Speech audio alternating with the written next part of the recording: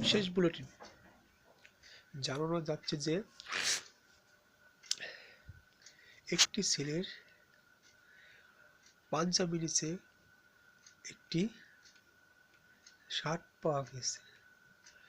পাঞ্জাবিটা যখন খোলে তার নিচে একটা শার্ট পাওয়া গেছে।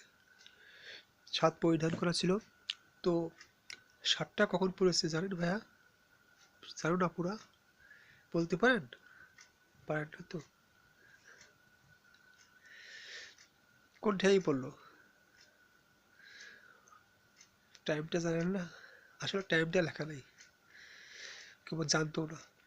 10টা 45 মিনিট 47 সেকেন্ডে সে এটা পড়ছে।